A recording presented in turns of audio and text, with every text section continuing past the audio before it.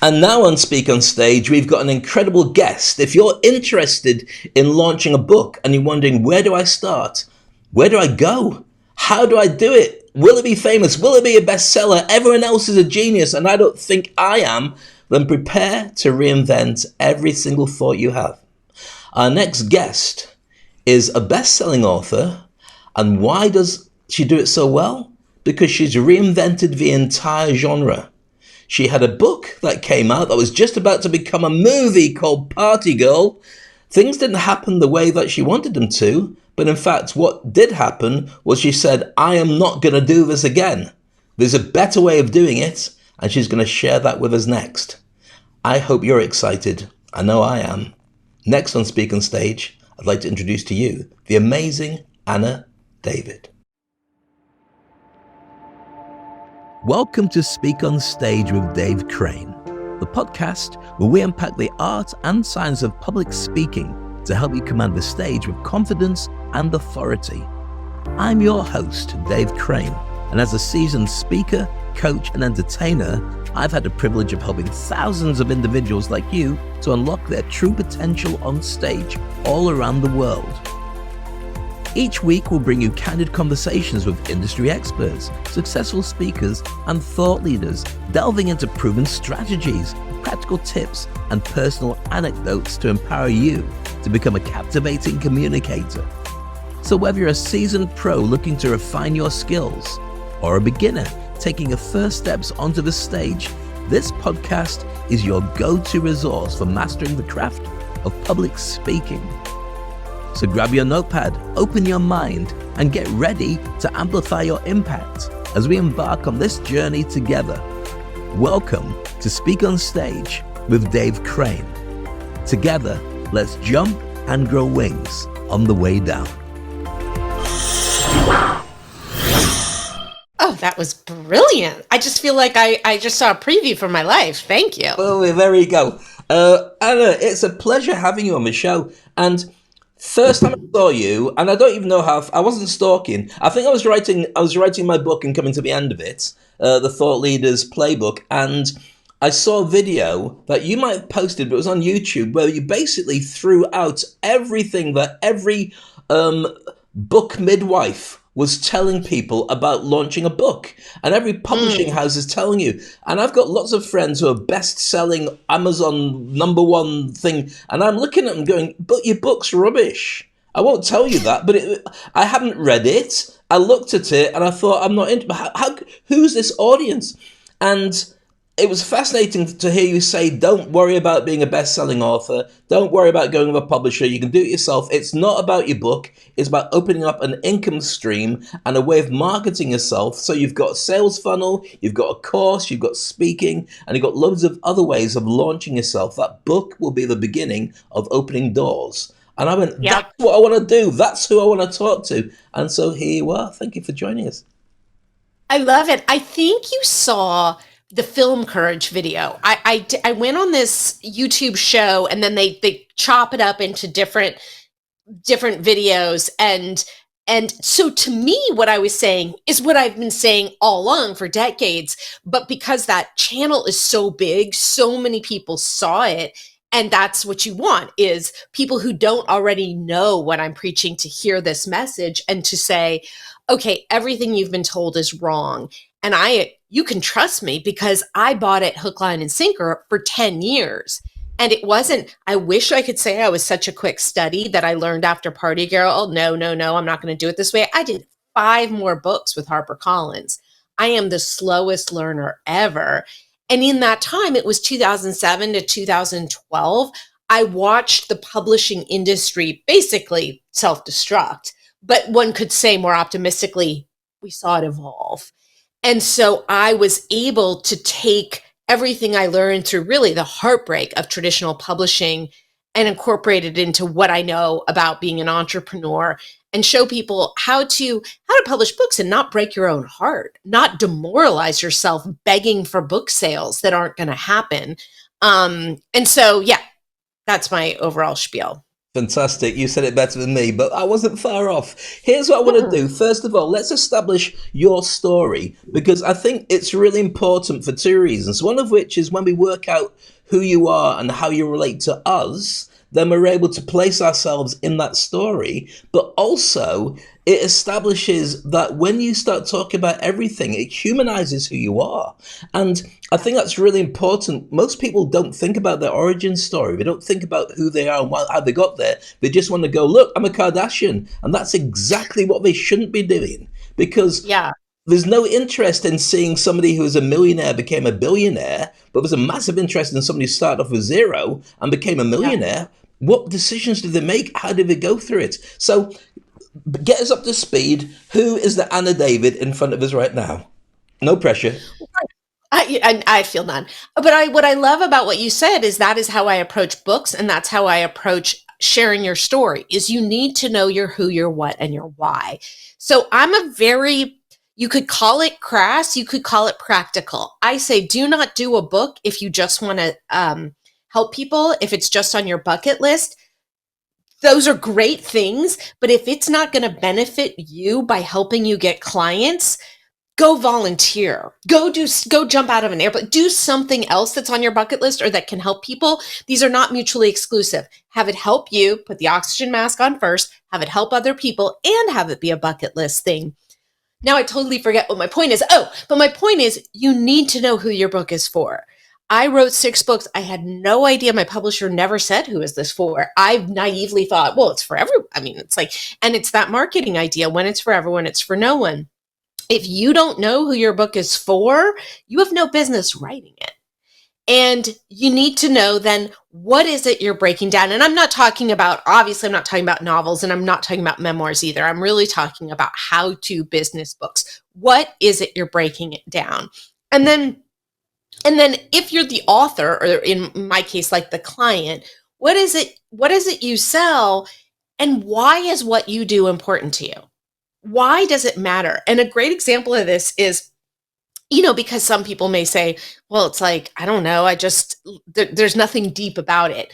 Sarah Blakely from Spanx, somebody with a great origin story, first self-made billionaire, definitely not a Kardashian. When you ask what she says about Spanx is Spanx helps women feel great about themselves and their potential.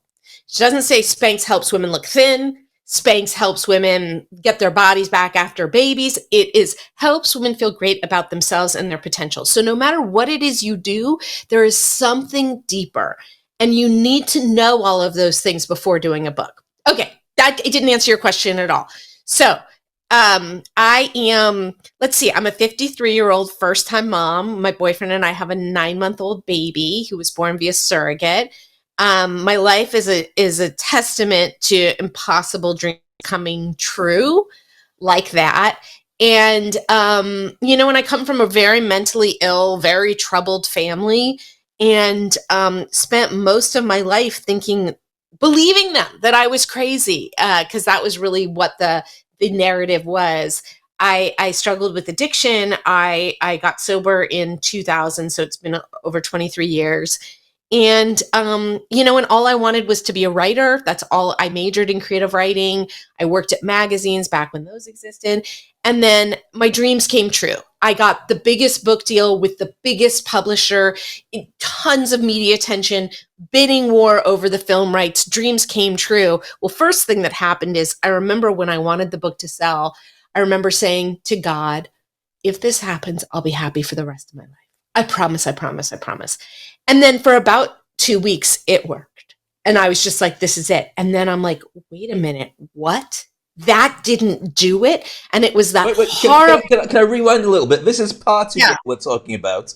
And for those who don't know, it's not the same, but it's kind of like that Eat, Love, Pray book in the fact that it affects people in a way that it's a whole way of being a person and so on. And are you... I won't go into the movie bit. You're going to talk about that in a minute. But it was something that really hit the zeitgeist of a certain type of person at a certain time. So it should have been huge. Well, that is very generous of you to say. One of my theories about Party Girl is that I'm the one perpetuating this myth that it's very zeitgeisty. And if I just keep saying that, maybe it will become true. The book did not sell well. Now, what happened was my publisher, Judith Regan, who in the 90s was it, like she was everybody's publisher. She was fired by Rupert Murdoch like 3 months before my book came out. Nobody sits down and says to you, "Oh, Anna, it's over. Dream just died." Nobody says that to you. So I just didn't understand. They just said, my agent said, "Oh, you're so lucky. The book is still going to come out. Regan Books canceled a lot of deals." And I didn't know how publishing worked back in 2007. They had to sell to chain bookstores and there was no one to sell. So Amazon didn't matter as much. And so because it wasn't really in bookstores, book bombed sales wise. However, tons of media attention, tons of film interest. But what I knew and no one else did, except everyone I told, because I'm a chronic confessionalist and told everybody, it wasn't selling well. And because one of my later books was a New York Times bestseller, people get confused and I often don't correct them. And they go, "Oh, she's the New York Times bestselling author of Party Girl." Yes, I am a New York Times bestselling author and I am the author of Party Girl. But those, it was not. It should have been. It was not. And so I spent so many years not understanding what was going on, like that was over. That does happen to people. It happened to Elizabeth Gilbert. It happens to Brene Brown. It happens. You are struck by lightning. Your book hits the zeitgeist. Millions and millions of copies are sold. It is more rare than anything I've ever imagined. And yet every author assumes it's going to happen to them. You hear the people go, "Oh, no, it doesn't." And you're like, yeah, it's not true for me. It's not true for me. Because that's what I said. And I've said it to a million people and watched them go through the same thing. And so because you can't count on a lottery ticket, you can't count on like karma or whatever the hell is going to propel your book to that status, focus on what you can control, which is what can this book do for you and how can you make that happen? That's so amazing to say that, because most people, everyone's got a book inside them with some description, but most of the books that people write are about it's them trying to sum up their life, hoping the world gives a monkeys. And the world doesn't. Nobody cares about me. No disrespect. Nobody cares about anybody. They care about what's in it for them. And so you have to be able to give them something that gives them more love, more life, more money, more happiness, a faster tracking to get to where they need to be. And I think one of the easiest ways to do that is actually not the novel, but the business book. The one that basically takes your essence of what you've learned and hits a very targeted audience to make their lives easier. Would you say that that would be the one to publish? Absolutely. To me, and there are people who would disagree 100%.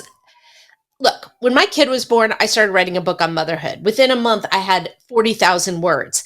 And then I said, who cares about my book about motherhood? Nobody. Really nobody. And does it speak to my heart? 100%. Is it going to be worth it to me? Am I going to get a client from it? No. So I shelved it. And perhaps, and what I started working on a different book, and I am less passionate about that book. It doesn't matter to me. That's what I want. I'm not doing this for volunteer work. I am doing this because I want it to produce a certain result. So yes, I think our biggest problem, all of us as humans, you said it so perfectly. It's like we think people care about us. They don't. They care about, like you said, like what can we do for them? So we sit down and we're like, oh my God, I'm going to share this. I'm going to share that. I'm going to share this. We have not bothered to find out if anyone cares. And so it's very unsexy and very unfun to find out what people care about. And the best way to do it is not to ask them, although that's something, send out a newsletter, post on social media, what do you care about? The best way, in my opinion, is you post on social media and you see what people respond to. And you go, oh, what? Everybody liked that? Huh. I guess I should focus on that. And then there are other things you can do. Going to Amazon. Amazon is the third largest search engine in the world. Let's say your book, we could do it right. Okay, remind me your book. My book is called, and it's just about to go to print, so this is my check everything copy to make sure it's all there, is The Thought Leader's Playbook. So it's a book with a number of exercises, but a number of different tools and techniques to be able to get you from wherever you are to be seen as an industry leader and an industry icon. And so it takes you step by step. That's basically what it's aimed at. Okay, so I love that. Now, what we're going to do right now, live, we're going to do my exercise. I went Are to you going to treat me as Amazon. a guinea pig now? You are, aren't you? I hope I'm good. Yeah, and especially because the book is done, this should be interesting. Mm-hmm. So you go to Amazon, and I just started by searching all with thought leader, Mm-hmm. but thought leadership books comes up second. But let's see, when people go to Amazon and they're searching for a book on thought leaders, it's just like Google. How does it auto-populate? How it auto-populates, thought leader selling. So let's say you had finished your book or you were writing your book and you had nothing about selling. I'm guaranteeing you do. You would know, let's add about that. That's what people are searching for. Usually it auto-populates with more. So let's do how to publish a book. Well, the thing is, just to jump in here, it's your 6-step roadmap to visibility, credibility, and profitability. So, sorry, you can't see that, I'm off camera. But it is very much about the sales process. It's built in. Because you're a genius. Oh, stop it. You're a genius. You didn't need this. But so then if you go how to publish, comes up how to publish a book on Amazon, how to publish a book on Amazon for free. And so if you are writing a book on how to publish, these would be things to look for. There's a great tool called Publisher Rocket, which you can also use. It'll tell you, if you search for certain keywords, it will tell you what are the most popular books on Amazon on that topic. How many copies are selling a week? I mean, it's amazing. It can tell you so many things. So you have to know who your book is for, and you have to know what you want them to do when they're done reading it. And you better have a strong why or you're never going to finish it, because doing a book right is either a lot of work or a lot of money. And so that's why I'm saying don't just do it to help people. Yeah, it's not fun. It takes a lot. And the bit for me, because I'm a real creative starter, but when you've got to go for a book and treat it like your homework and look for full stops and then get the editor to change everything, your head explodes. So it's probably taken me 5 months longer of just going back over the finished book to make sure it was the way I wanted it to. And even things like, I've got friends who are publishers, who are writers, and even the cover, which I created, which I thought was really good, he said, Dave, one guy, Dr. Cory Block, who's a very well-known business coach in the UAE, said, Dave, stay in your lane. Get somebody who designs book covers to do the book cover. Don't do it yourself. And I was like, okay. And so I agree with you completely. It's really, but here's the thing, right? I don't care about Amazon bestseller. My book, I want to get on the desks of the people who are going to hire me and say, Dave, come to speak to our group, come train our management, come and do our conference. It's whether they buy it on print on demand or it becomes a bestseller or not, doesn't matter to me. That's why it resonated, because that's a major part of self-publishing. 100%. One of the best things you can do with your book, especially, a book like that, or the book, my last book on Good Authority, I reached out to people I knew who ran masterminds and I said, oh, can I send you 100 copies? So not only am I not trying to sell it, I'm paying for other people to have it because I know the value and it's worked. One person reads it, they hire my company. Our packages are between $22,000 and $100,000. Do you know how many books I would have to sell to make that kind of money? And so, that's exactly how I do it. So yes, I do think being a #1 Amazon bestseller is great, because even though it's not super hard to do, not everybody knows that. And so when you say to somebody it's a #1 bestseller, that means more. But absolutely, it is getting it to those people and getting them to read it and getting them to hire you. I agree with you completely. And that's what, one of the guys that I follow, and we'll be getting him to be an interview on this podcast, Daniel Priestley. He talks about the KPIs, key person of influence. One of the things he talks about to his many people that he trains is he says, give your books away. He says, if you give away 1,000, you'll get $1 million back. He says you've got to send them. The more you can print, the more you can send, the more that people will come back. And one of my mentors is a guy called Jeff Smith, who's a best-selling.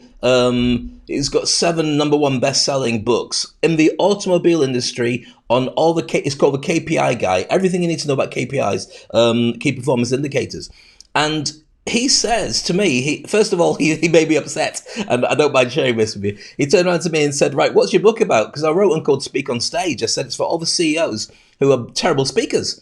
And he said, well, okay, so what's it for? It says, well, because they are terrible speakers. It teaches them the business industry of speaking, how to convert from the stage, how to get booked at more things, and how to be really impactful when you give a speech. He said, okay, they don't care. I went, what? And he said, well, think about it. They're CEOs. They want to be a CEO. They want to get the business done in their office. They don't want to run a business as speakers. They don't want to travel around the world speaking. They want to get the message across to people and get out of there as quickly as possible. So I reinvented it, and I made it like speaking for dummies. So you can open a book and it's got all the bits that you need, open up, print it off, fill in the gaps, done. And that's it. And it really made me think about why it is that you want to reach your audience and who it is that you're going to do it for. And so it's really important to have that in mind. And I say that to all my clients, industry icons and game changers, think about who your book's for. Nobody cares. Why would they pick it up? And maybe 1% of people will actually read the book, but the rest of them just need to have the proof that you're an author, so therefore, when they Google somebody who can supply them, they can see that you're a better one than them because you put it in writing. Therefore, you rise to the top of the pile. Would you say that's about right? I would absolutely say it's right. However, I would say because 1% of people read your book, make yours one of the ones they want to read. One of my things with On Good Authority, I took all the podcast interviews I'd done and, my own experience, because I had a podcast where I interviewed experts about book launches, and I had amazing people on it, Robert Greene and Chris Voss and all these people. And I compiled it into a book, and I did it. And then I read through it, and I had the experience that I have reading many books, which is I was like, this is boring as shit. Apologies for swearing. And so I did a humor pass, and I went through it, and I said, I'm going to make this funny because I only want to produce a book that I would want to read. And people tell me all the time that it's a hilarious book on how to publish an authority building book. Have I sold thousands and thousands of copies? No, I don't actually look at my book sales because I just don't care. It came out over a year and a half ago. Is it just now hitting with people who are reading it and being transformed by it and hiring me? Yeah, it certainly wasn't in the first 6 months. It wasn't even in the first year. It's there forever. So why don't I make it the highest quality I can? And so that when someone picks it up, they have to finish it. I do think shorter books are important because, there's millions of books coming out, and I look at, I'm a book critic on TV, so I get sent every book. I get sent so many. And, the door stoppers, I'm pretty much not going to read. I'm going to read the shorter ones, and studies show that anyway. I agree with you completely on that. And I think that it's really important to know what your boundaries are with what it is that you're producing and the effort you put into it. And I think that you've got to have the time as well as, not even the money. There's lots of ways of getting people to help you with the heavy lifting of the editing and the publishing, getting it on with the barcodes on the back and the numbers and all the rest of it. But I want to talk to you about the business model of having a book. So your book is there. It tells people about how to do gardening, or it tells you how to make a cake, or whatever it is. Your business book is what you do for a living. What are the spin-offs that you should use to generate from that book? Well, I will say I'm not somebody who has had success with courses. I have tried many, many, many times. So a lot of people will say, oh, go make a course out of your book. I would not say that. I would say you could probably make a keynote after about every chapter. That is a great way to really have your book keep working for you. And, one thing about speaking, and you know this so well too, is I think a lot of people will say, oh, I want to be a speaker. I want to get paid $20,000 for a night. It is beyond not an overnight process. And it is certainly not an automatic thing. So again, that's long-term plan. I'm a big fan of I'd rather speak for free to an audience that could hire me than get paid $10,000 to speak. So I kind of went off on a tangent, but so I think rather Why? than Sorry, focusing, why? Why? I spoke for free 2 weeks ago and Mm, I got $200,000 clients, and that's just better math, there you you go. know? There you go. That's the point I wanted to say because it's a lost leader. The fact is, you're Yeah, out there and you are the lead magnet. yeah, And yeah. you basically got an audience that has no choice for the 20 minutes, 45 minutes, whatever you're speaking, but to be there for you to do a sales pitch, even if it doesn't look like one. Yeah, So, yeah, you're and absolutely right. and have it not look like one Yeah. because it's such a turnoff when it does. So, yes, people, you can make your book into courses, you can make it into podcasts. Certainly, I think that that's great. I did it the other way around. I took my podcast and made it into a book, and I'm doing it again with my current podcast. But I mean, the best thing you can do is send it to clients. One great tip is if you know a prospective client, your prospective client probably knows another prospective client. Send this person 2 copies, sign both of them. People are less likely to throw away a signed book. And, let's say it's somebody who's got an office and someone else is going to come in and say, oh, what's that? Oh, here, I've got an extra copy. I think that's a really smart way to do it. Like I said, giving it to masterminds, doing it in some way that's really going to get attention. For On Good Authority, I actually ordered these electronic notebooks from China where they had the book cover printed on it.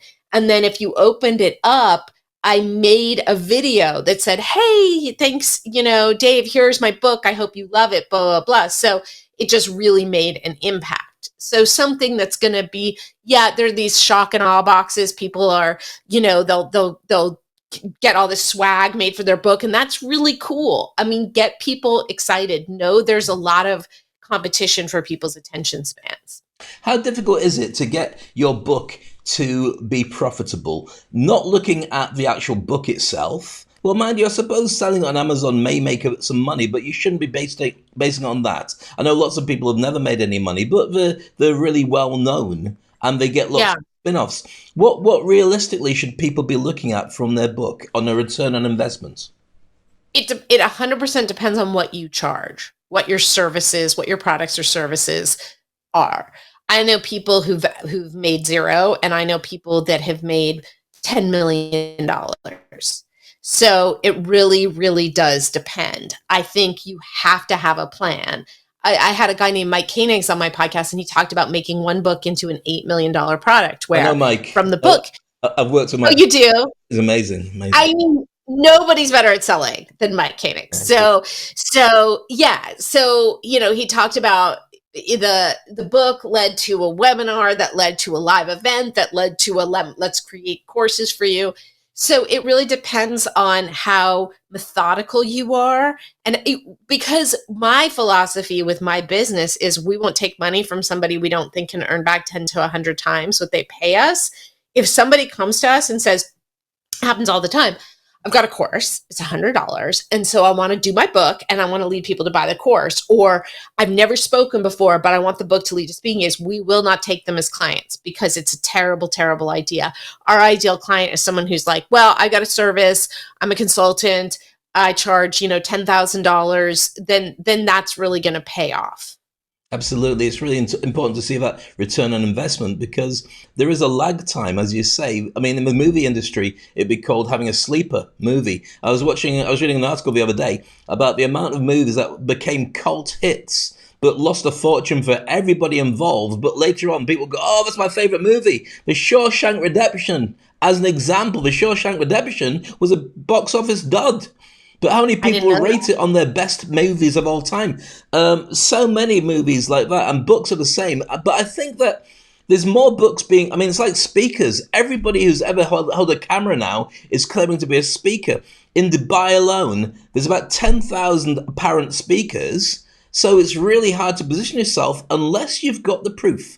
Part of it is the Yeah. books, part of it is the optics, and part of it is the fact that you're busy working. So Yeah. people don't want to hire somebody who's on the way up, who's not got any proof. They want to hire somebody who's got evidence that they're doing it. And I Yeah. think that your book has to kind of be slotted in amongst that. But here's a question, Absolutely. going a bit more technical about it. How often should you produce a book? And should you create a podcast series about that book, or about you, or about your thought leadership, and just put a new book in as a new season every year? It's a great question. I would say, truly, you may only need one. You may only need one. I would say I'm a victim of having too many books. And unlike most people, I think writing books are super fun. It's what I do for fun. And so I have to stop myself. I think I have confused the marketplace because I have too many books on too many topics. I think so I think if you do it right, if you go, okay, I'm going to do one and I'm going to do it right and I'm really going to think about it and I'm going to work with the top people on it, you only need one. Obviously, depending on your topic, it could go out of date. So, you know, doing a new version, Amazon, I always say Amazon forgives, but it doesn't forget. So you can put a book on Amazon and you could set it back to draft, like unpublish it. It will still come up as in the search and it's going to look kind of weird Right. because it's going to be like out of print, what? But if you keep the same ISBN and you keep the same title, you can update it as many times as you want. Self-publishing is a major thing that most people don't. It's like a website. You can update it, you can change it, you can do all sorts to it. But as long as you get it out there, then you've got the bragging rights to say, I've got a book out there. Now, I wanted to ask you about that specific thing, because when you're a creative, especially when you're a writer, because the business model for most journalists has gone, for magazine publishers has gone, even for many people involved in any part of the old establishment media business has got reinvented. When I looked up all your books on Amazon, I saw so many. I wanted to have one area that I could talk to you about where all of them were super excited, and it was just like it was difficult to zone down. So because there's so much noise going on, and I don't mean it with disrespect, it's I amazing. know. And I'm coming from where you come from. Yeah. How do you choose which of your babies you want to share with the audience? Well, it's a really good point. The nice thing about the internet is stuff gets buried. So the more I talk about my most recent book, the more my books from 2007 are going to become less relevant. What you talk about stays relevant. And that was sort of kind of what I was saying about Party Girl. It's like I'm insisting it's a sensation, and so the world kind of has to believe me, even though arguably that's not true. So yeah, I mean, like I said, I had no guidance from publishers. I was just churning out books. I had a big agent and she said do a book a year.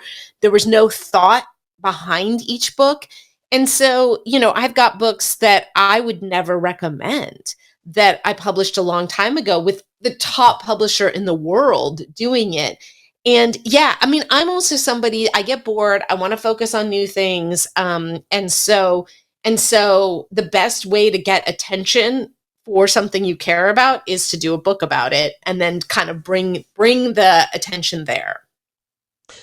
I want to take it back to Party Girl and the experience, which I think is phenomenal, about the book, the movie opportunity, about the advance money, and the fact that the disappointment that goes into the fact it just sat there. But I think you got paid, so there was a check involved in the early part. Is that correct? It doesn't matter how big Yes. it was. Can you talk us through that and share your experience of it? Yes, the check was big to me then because I was a writer and I was used to being massively underpaid. Frankly, it would not be a big deal to me today. I mean, it would be nice, but it's not like I got hundreds of thousands of How much dollars. was it, if you don't mind me asking? I got $50,000, which at the time seemed great. The truth is, taxes, agent fees, it worked out to very little. I was able to sell there because there was a bidding war over optioning the book. I was able to sell the option for 20,000, which is completely impossible today. They don't even pay for options anymore. And then I was able to sell the foreign rights. So I made some money, but it's not a good system. And all the media attention was wonderful. I would say I didn't appreciate it because I think a lot of us, it's part of youth, is you get this amazing opportunity and you're just like, well, yeah, of course, sure. I didn't understand. I was having beginner's luck. I didn't understand people really care about first books. They don't care about fourth books and all that stuff. And so I just was like, yeah, this is like, I'm amazing. Like I should be having this. And then the disappointment, I mean, it was heartbreaking. It was heartbreaking to have it be a quote unquote failure. When the movie, I got so wooed for the movie rights that the producers I went with, it was a mother-daughter group pair, and they said, we want this. What can we do to sway you to give it to us? And I'm a Gen Xer, so my favorite movie was Reality Bites. And so I said, get the woman who wrote Reality Bites. And they were like, we'll do it. And so we do the deal. CAA does the deal. It's this big thing. And then just like, because this is Hollywood, I never hear from them again. Wow. Never, never, never. And one day I get an email from my agent at CAA that says, congratulations, the rights to Party Girl have reverted back to you. And I wrote and I said, what does that mean? Never heard back.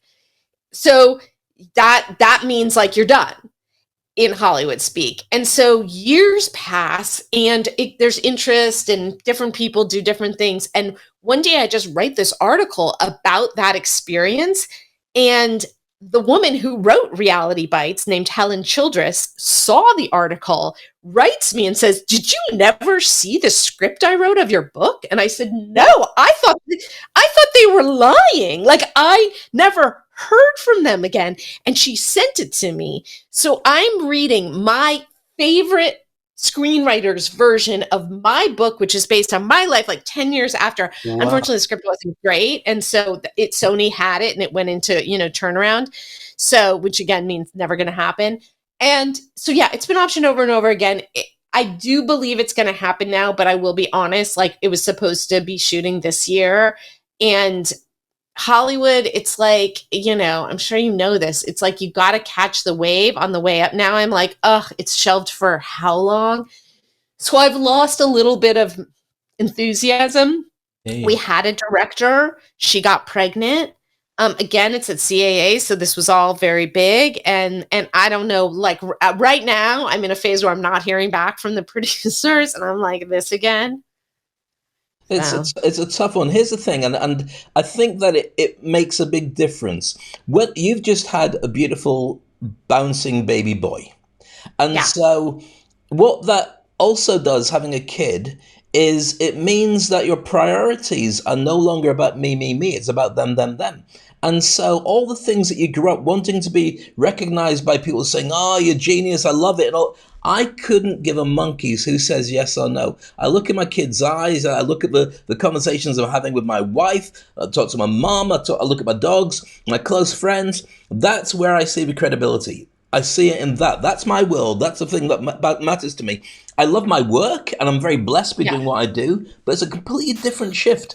And so that Hollywood system, and one of the guests I've got coming up in a future podcast, a guy called Dr.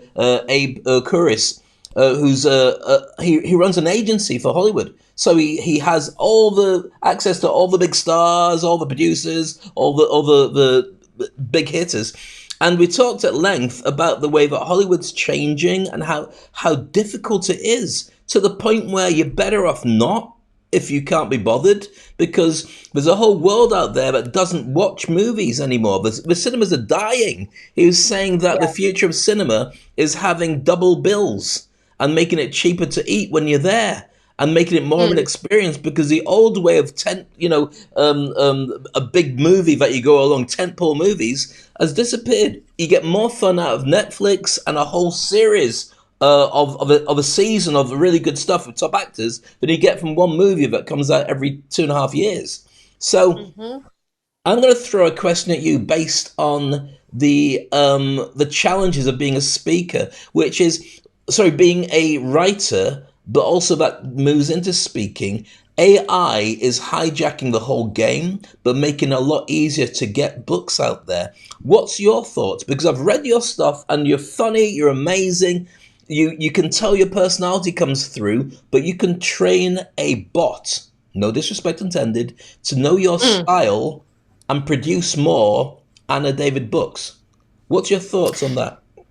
Yeah, it certainly isn't at the point yet, no matter what prompt you put in, where the writing is going to be what someone like me considers good. Mm. I know that there are a lot. Mike Koenigs is definitely out there talking about do AI books to me. And again, I only want to produce something I would want to read.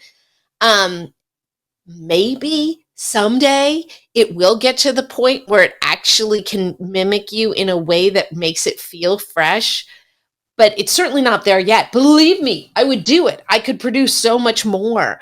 And I use AI for ideation and titles. Oh my God, so good at that. I'm not particularly worried about it, perhaps naively, because I think that in a world where quote unquote everyone's a writer, the actual talent is really going to show even more, and that's what my team has. So I'm not going to say it's good. I think any evolution, I try to look at it as a good thing. The way publishing has evolved, the way movies have evolved. Like we can lament how sad it is that there's no tentpole movies anymore. No one cares. Or we can go, wow, look at all the opportunities today for streaming or whatever it is. So yeah, I'm not worried about it, but check with me in 5 years. Maybe it'll be like, oh God, I should have, but what point is worrying right now going to do? So let's I take a mean, slightly yes, different angle on it then. Sorry, I interrupted you, Flo. Go ahead. you could say worrying would get me to be more proactive in finding a solution, but I'm not worried about it right now. I think that right now, where we are with AI, is it enhances those who have really good acoustic skills in their craft. So, do you remember when MTV used to do MTV Live, Mm-hmm. Unplugged? So you get Brian Adams, who had all these great big rock songs, but then you put him in a little bar with people drinking whatever lager or glasses of wine or whatever it is. He's got just an acoustic guitar and an acoustic band, and he had to do different versions of his songs for that audience. And you get to see the essence of that song broken down into the craft of his music, and you appreciate it in a way that you could never do with a fully polished sound that came out of the studio. I believe that AI, for where we are right now, means that if you're a skilled operator, then your skills are important. Even if if you're a lawyer studies for 8 years to become a lawyer, and in 8 seconds, a AI can learn all the law books and all the cases. But if you're a skilled lawyer, you can turn around and say, actually, well, that's what the law is. But if you look at the audience, look at the jury, they're not going to believe that. They're going to go in a different Yeah. direction because I know how they're going to feel about this particular character that we've got in the doc. So your acoustic skills that you build up make it really effective. As an author and as a writer and as a speaker as well, what would you suggest people use AI for? If not for writing the book, what do you do to speed up your processes? Titles is amazing. I will tell you, AI just came up with the best plot. I want to write. I wrote the script for Party Girl, and I want to write another movie. And because my boyfriend and I used a surrogate for our baby, I didn't go to ChatGPT. I think I went to Perplexity, which is a great one. Love And it. I said, "Give me a romantic comedy plot that involves a surrogate." It plopped out the best plot because I'm good at writing, but I'm not good at making things up. And so, it's great at that. It I had to I became a Vistage speaker, which is this. Oh, and I think they even have Vistage where you are. But I had to have a special bio that talked about it, and I just was like, make this bio more like a Vistage bio or whatever, and it does that. We have to have a part two because this is fascinating and you're amazing. And I look forward to the chance to catch up. Do not go anywhere yet, but I will say Yes. thank you for now. And what an amazing thing. If I could leave you with one question, what should people do to start writing their book? What would be the thing you should tell them to do? Um, get professional help first because I can't tell you the number of people I meet who are like, "Oh, I'm 8 years into writing this book." If you talk to somebody who knows what they're doing, and I'm not plugging our services because like I said, services are not for everybody, but talk to a professional who can outline your book, who can reflect back to you what you're saying and outline your book for you, and you are going to save yourself so many headaches That is a service that we do have where you just have a call with one of our writers and they produce a 2 to 4 page outline, then get started.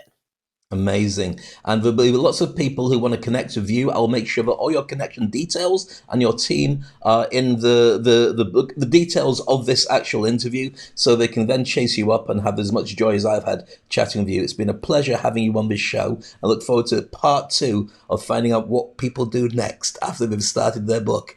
It's been amazing. Thank you so much, Anna David. Thank you so much. This was super fun.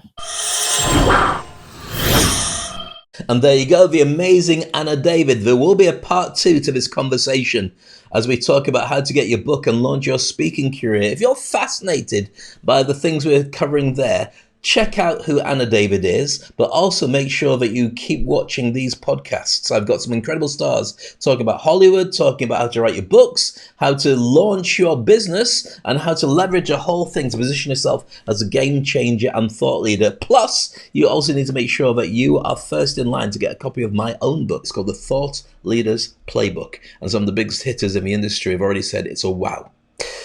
More great guests, more great thoughts and comments for you. If you haven't subscribed to this podcast, make sure you do and check out the guests and the insights from previous ones. And I promise you, it'll make your life much faster and much better.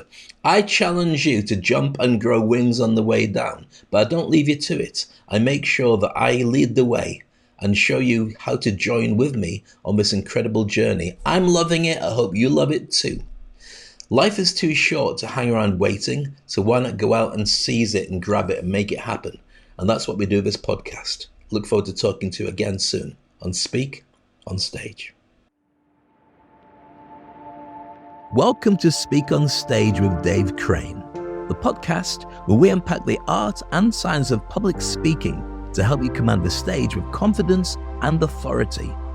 I'm your host, Dave Crane, and as a seasoned speaker, coach, and entertainer, I've had the privilege of helping thousands of individuals like you to unlock their true potential on stage all around the world. Each week, we'll bring you candid conversations with industry experts, successful speakers, and thought leaders, delving into proven strategies, practical tips, and personal anecdotes to empower you to become a captivating communicator. So whether you're a seasoned pro looking to refine your skills, or a beginner taking your first steps onto the stage, this podcast is your go-to resource for mastering the craft of public speaking. So grab your notepad, open your mind, and get ready to amplify your impact as we embark on this journey together. Welcome to Speak on Stage with Dave Crane. Together, let's jump and grow wings on the way down.